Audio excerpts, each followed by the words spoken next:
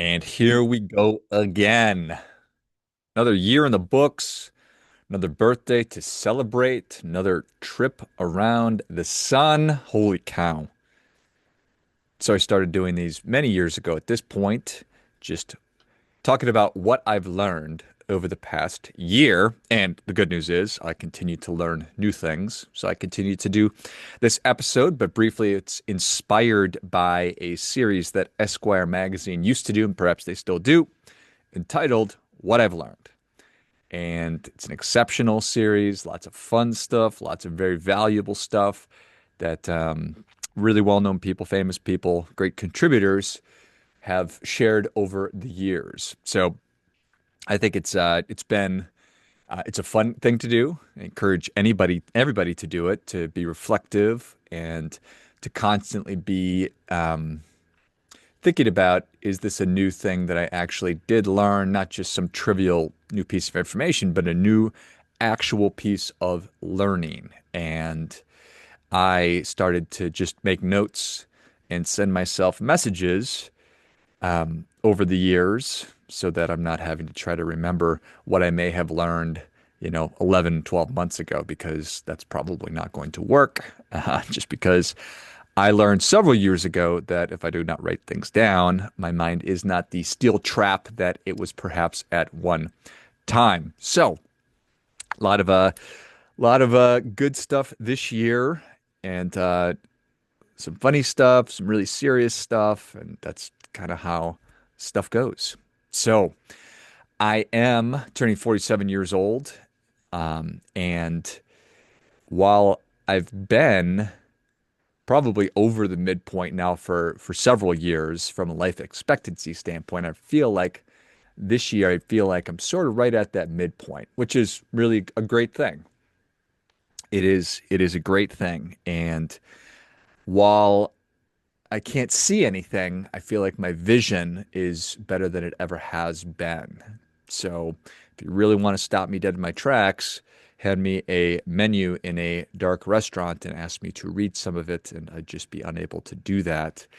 But I do feel like I can look back and clearly assess and think about what the first 46 years of my life have been and look forward and have a pretty clear picture of what I want the rest of my life to look like, and certainly feel like I am able to be present in the moment and to be more present in the interactions that I have with people and to connect with people in a more genuine fashion than maybe I've ever been able to do before.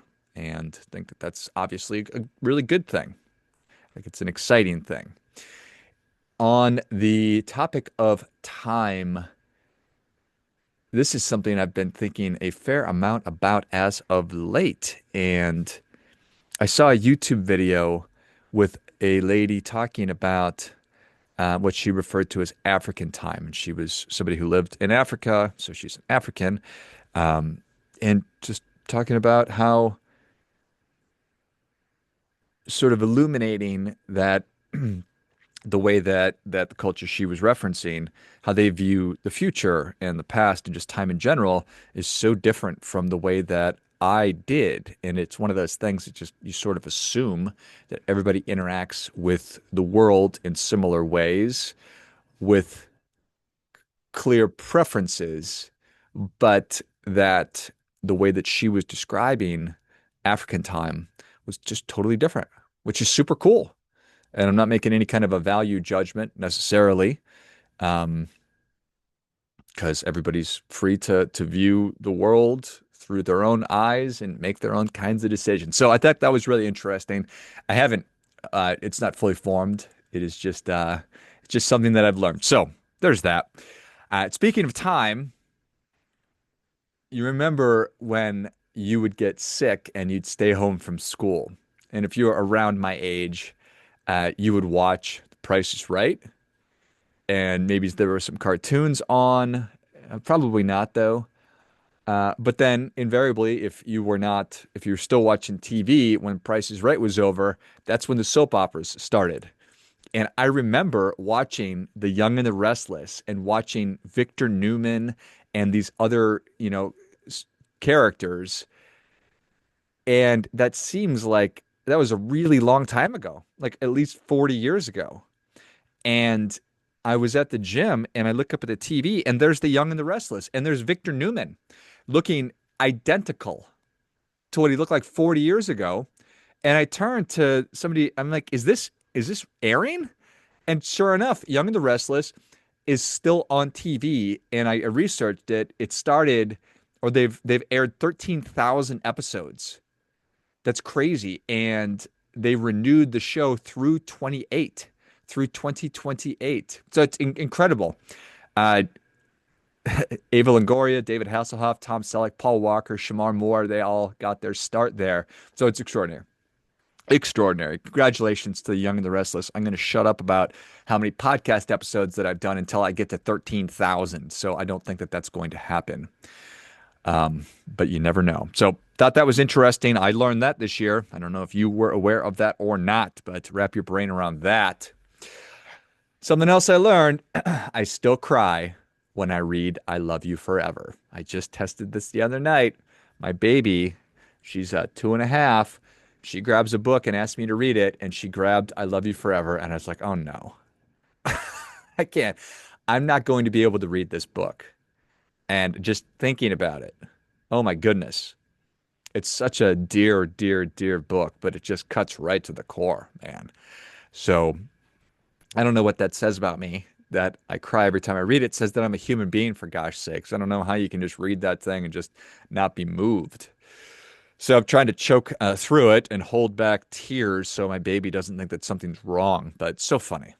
So funny. So speaking of books, I think it's important to have paper books.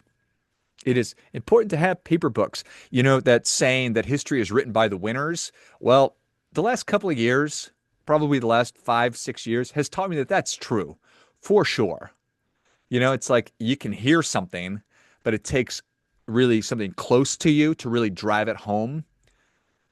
That's it. With AI rewriting everything potentially and whatever, just digital knowledge can so easily be manipulated. A little harder to round up and get rid of all the books, even though I know that we tried over the course of the years. So have paper books. All right. Becoming a little bit more patient. I recognize that I don't need to get there today or even tomorrow. When I say there, I mean I don't need the thing that I'm going after today or tomorrow, but I need to be closer to it every day. This is similar to, knowing something intellectually, but really grabbing a hold of it practically. It's like I intellectually understand I'm supposed to do this, but I don't actually do it. It's just a very, very human thing. So just understanding that things are going to take time and I need to operate with some form of aggressive patience to do work that's aligned with the things that I really want, but to understand that sometimes you just need to let things go and let them breathe, just incrementally moving towards it. So, what else? What else have I learned? It's really interesting to me that so much of culture today and society today just buckets us. It's victim, it's oppressor, it's white, it's black, it's Republican, it's Democrat, it's tribal, it's da da da da da da da da da. And I've learned more and believe in the concept of the soul. And that suggests that my the sheer unlikeliness of me being me is so special, and that you are you. Nobody will ever be like you, and nobody will ever be like you. You are so unique and made in God's image that it flies completely in the face of, wanting to just categorize us and throw us all in the same bucket or basket, as it would be. And I think that that's an amazing thing. And then you think about it, it's like if I met somebody who was exactly the same as me, Like, what would you do if you met somebody who was 100% the same as you? I think I'd murder that person. I think we'd have a fight. It's like Highlander. There can only be one. And this is whenever I meet a twin, I think that that's so interesting because that's as close as it gets, literally, to you. So I'm always interested in talking to people that have twins and to talk about and think about and hear about their experiences. But it reminds me of that scene from Tombstone, that wonderful, wonderful, wonderful movie where Val Kilmer meets Johnny Ringo for the first time, and they're at the saloon, and um, Doc Holliday says, "Oh, he's an educated man. Now I know I hate him."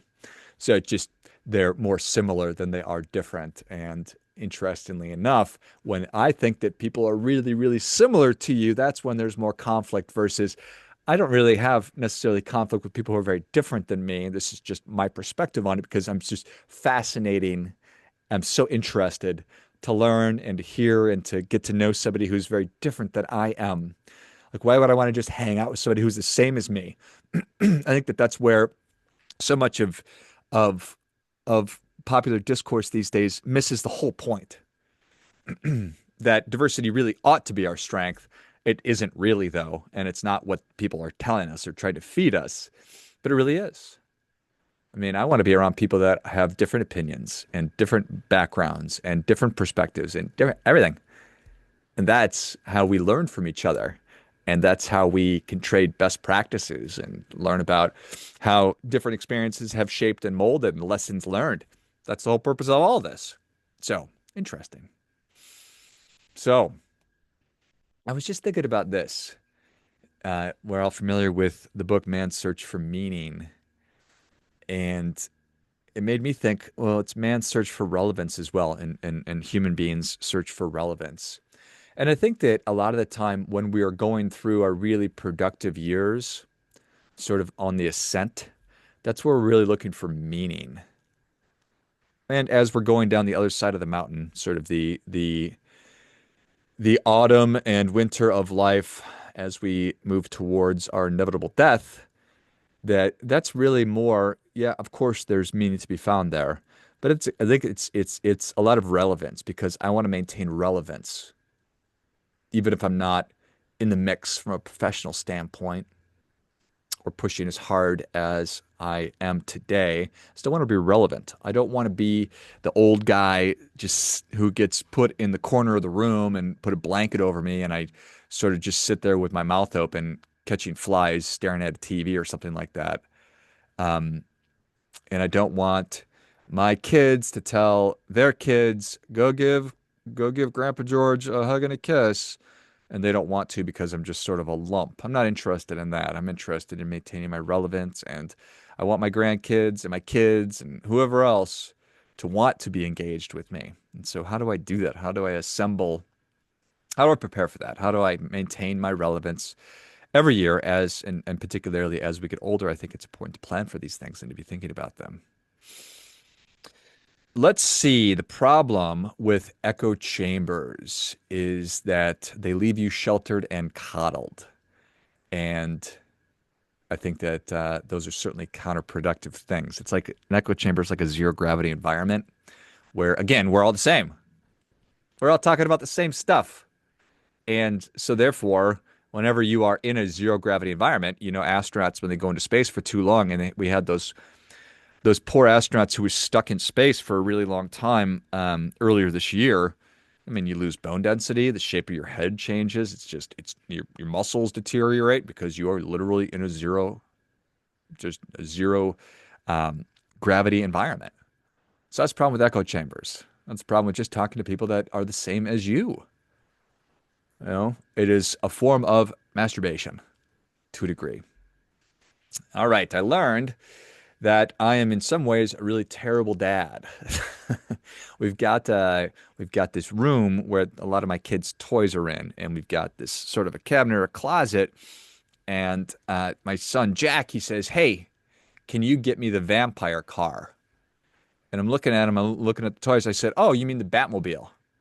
He said, no, the vampire car. I said, you mean the Batmobile, the vehicle that Batman drives? And I point to it. He's like, yeah, the vampire car.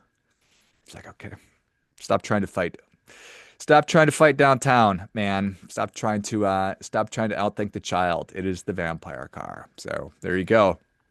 Another fun parenting story. This one, a little bit more restoring my faith and my ability to parent. I'm laying out my son James is blanket out on his bed. He wants it to be smooth, but he says, "Hey, he says, can you help me to lay my blanket out? It doesn't need to be perfect. It shouldn't be perfect."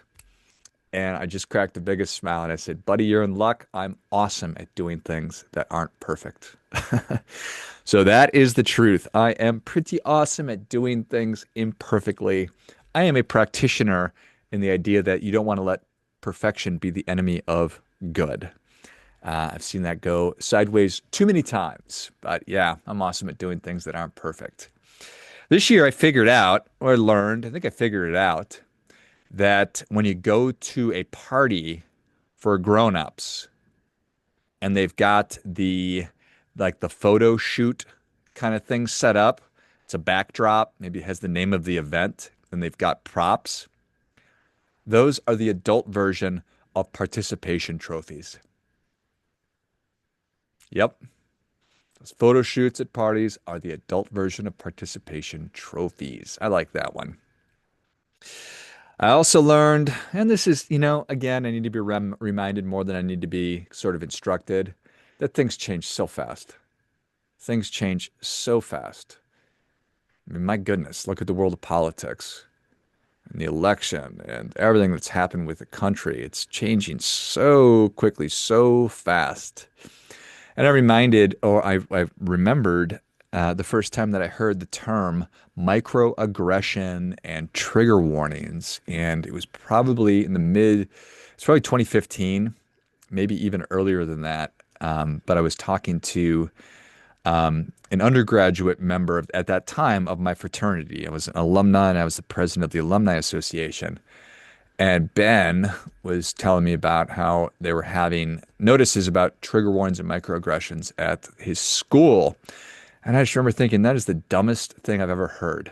Those terms are stupid. And then I dug deeper into it and I learned that there's people out there that think that words are violence. And now, 10 years later, here we are. So that was kind of a slow build to that. But now I think that we're seeing things change really quickly again. And it's like that rubber band, it snaps back. Sometimes it's a slow pendulum, but sometimes it is that really snap back. And that gives me hope for the future, that we're not so far gone that we can't unring the bell or put the genie back in the lamp kind of a thing. So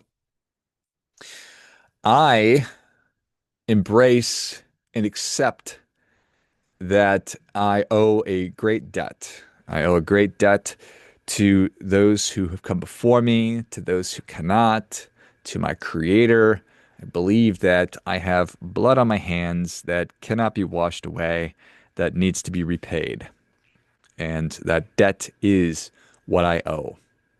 And that I owe, it's not that it's some kind of a sacrifice or a payment that I make. It is an investment in my future, in the future of my loved ones, my family, my kids, my community, because what I want is a high trust and a high functioning society. And my obligation there, my part is to do my best. Just like I close this show every day with do your part by doing your best.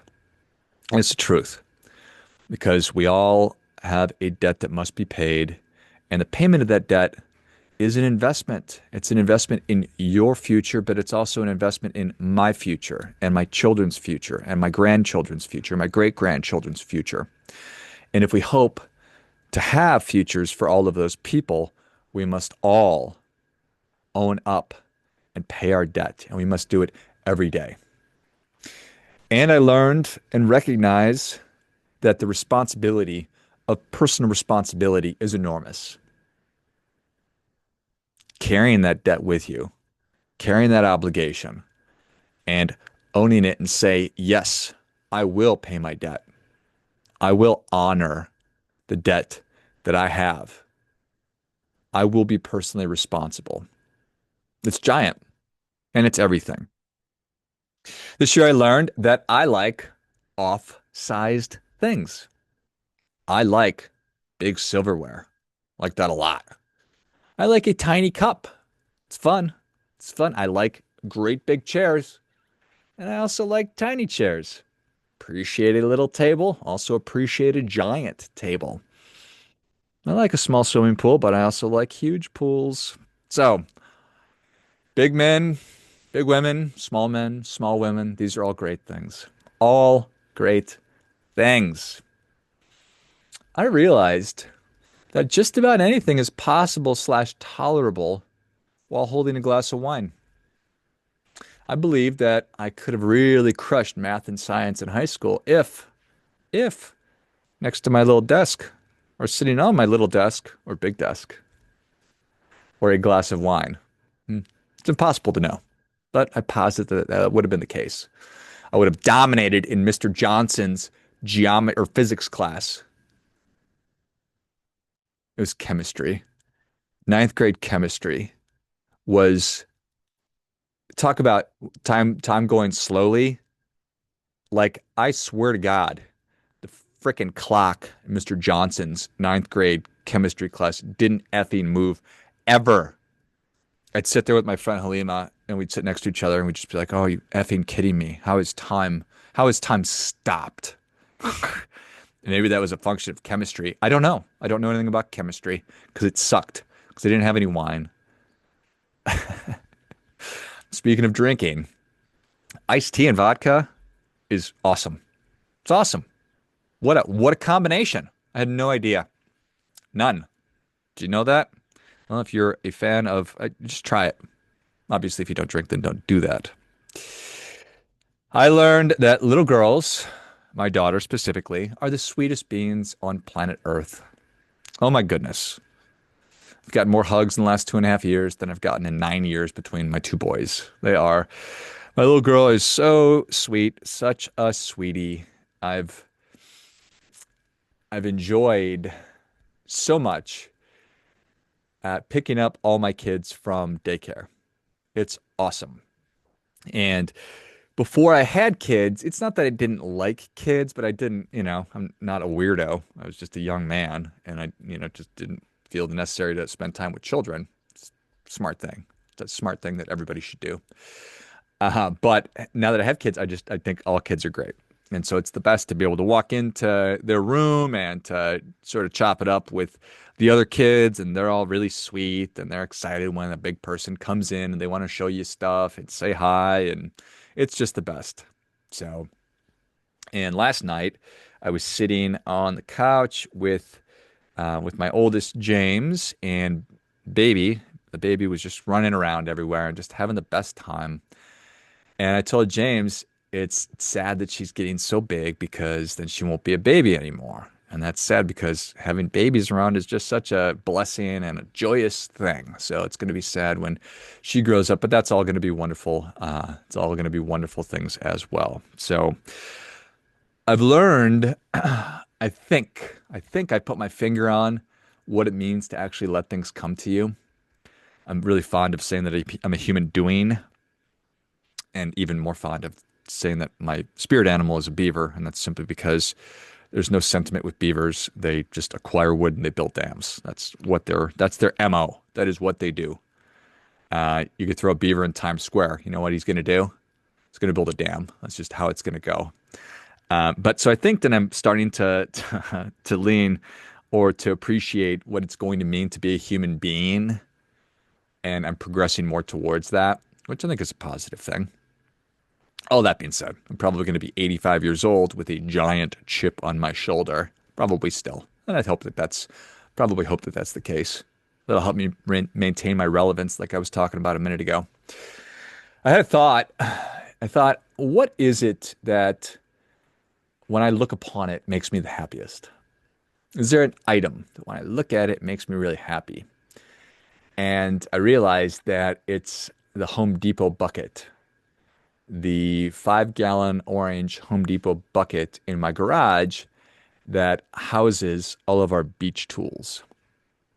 So if you don't know this or not, if you don't know this, years ago when James, my oldest, was just probably probably three, probably three, we went to the beach and I had my little plastic bucket and the little mini plastic bucket that is so ubiquitous with the little plastic shovels and stuff like that. I'm at the beach, I'm trying to shovel and it's just not working at all because they're flimsy and I'm like snapping them. And I look over and I see a dad and he's got this little metal shovel, this little collapsible metal shovel. And so he's just obviously doing work where I am looking completely impotent with my stupid plastic shovel. And then I noticed on the same trip, as I'm walking back and forth, the 20, 30 yards to the ocean to get water in this tiny little bucket to fill up a hole, I saw somebody with a big 5 gallon bucket walk out and just, obviously fill up the entire hole with one bucket.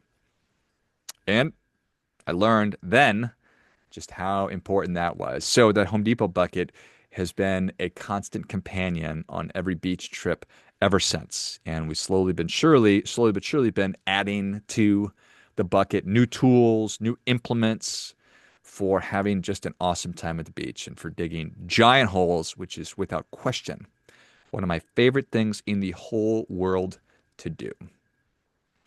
I figured out that I really like working through large blocks of cheese. Really like working through a big block of cheese.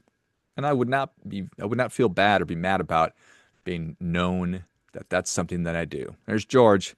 He's always working through a big block of cheese. I think I would like that. I've been playing pickleball, as I know that I've shared a handful of times, and it's been great. It's been great to start competing again, and it's just a joy. It's a lot of fun. If you don't know, I have a tennis background. That was sort of my thing when I was a young person, and so that doesn't map over 100%, but it's pretty similar. You get the footwork and the hand-eye coordination, all that kind of stuff. So I've become a decent pickleball player. It's been a lot of fun. And it's been interesting to observe the human systems that grow up around pickleball, that grow up around just anytime human beings come together. There's little systems that that happen, and cliques sort of form, and there's hierarchies and just all kinds of stuff. And there's manners and there's protocol, and it's all interesting. And when I started playing tennis, I was probably nine years old, and we would just ride our bikes to the tennis court, and there would just be kids hanging out. So you just kind of pick up games.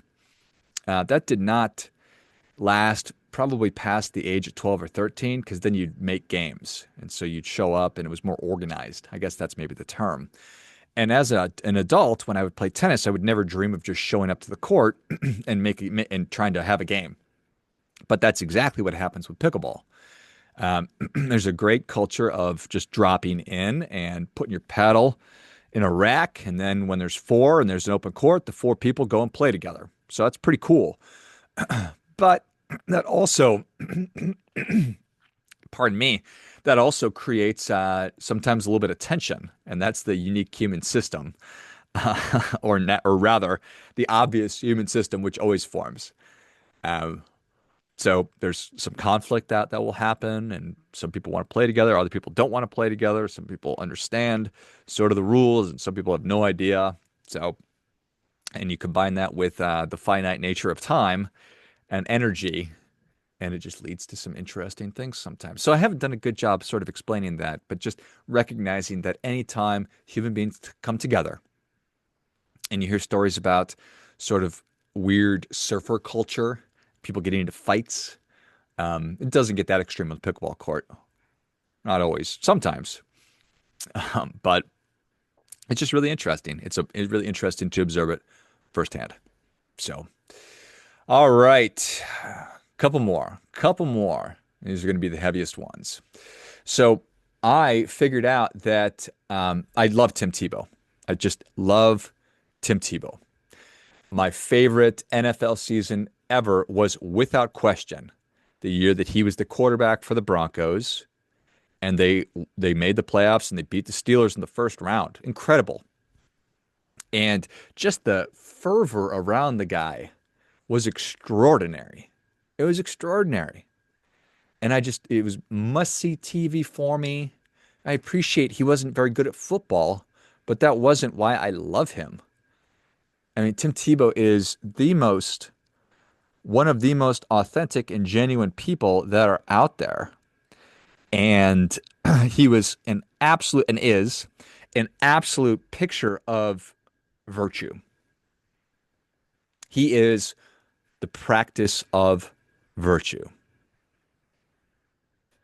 Massive human being, giant, muscular, intelligent, gifted, rich, famous, but a sweetheart of a human being, an absolute sweetheart of a human being who donates and gives so much of himself to the causes that he believes in.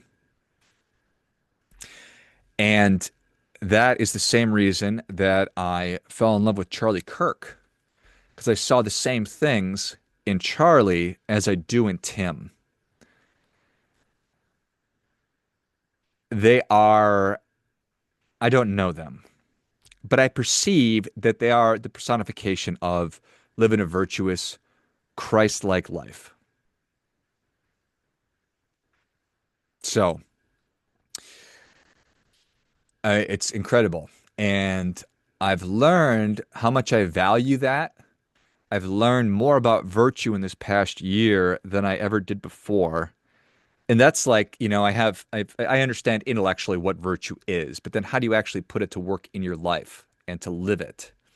And I see Tim Tebow doing that. And I saw Charlie Kirk doing that, which makes Charlie's death, murder, so much sadder. But examples for all of us to aspire to see there's a person who is doing it. There's a person who is kind. There's a person who is caring. And nobody's everything all the time. Certainly, we are imperfect, which is a feature of humanity, not a bug. So, I have learned a lot and thought a lot about self-management this year. So, managing ourselves, which is what self-management is, and emotional regulation, and just how hard that is and how valuable that is. I do a lot of work in personal finance, and I came upon Danny Kahneman's work years ago. But one of the big takeaways that Danny talked about and focused on was that of the decisions we make around money, 90% of the decisions that we make around money are based on emotion. I remember hearing that. I was like, no way that's true. And then I thought about it. I was like, oh yeah, everything I do is based on how I feel about it. It's how I feel about things. And because we are such emotional people, creatures, entities, beings, whatever, emotion plays such a huge role in it. And I don't want to be governed by them. I want to be fully aware of them. I want to welcome them. I want to pay attention to them. I want to feel them, but I don't want them to control me. I don't want to be a prisoner of my emotion or my emotional state or my feelings. Here's what I figured out. This is what I've learned. I am me. My feelings are them. I am me. My feelings are them. We're not the same. Feelings come and they go. I am me. My feelings are them. When I eat ice cream, I'm happy. When I drop my ice cream on the ground, I'm sad. But that's not who I am. I'm a contented person that enjoys peace of mind. So contentment, that's my state of being, and it has nothing to do with my happiness or my sadness. Sometimes I yell at my kids in anger, but it's not hatred or disgust. It's just anger. Love and commitment is my state of being. When I do a bad job of keeping up with my friends, keeping in touch with my friends, I'm not on social media or text chains or whatever it might be. Doesn't mean that I don't care about you. Just means that other things are demanding my resources at this moment. Fighting with my wife is frustration and impatience, but it's not a referendum on our relationship. Marriage was and is our commitment. Our bodies are temporary, our souls are eternal.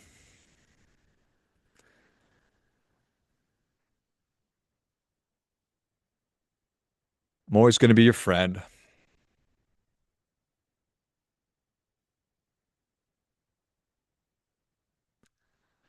always going to be your husband, your son, your brother, your dad.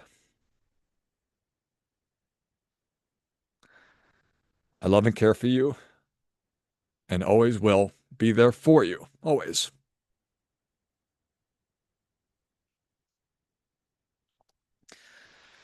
I am me. My feelings are them. I am imperfect, same as you, same as everybody. We need to be kind to ourselves and to one another. That's what I think. And there it is. Another trip around the sun, another year of learning. Happy birthday to you as well. What's that? Oh, it's not your birthday? But it will be. As always, do your part by doing your best.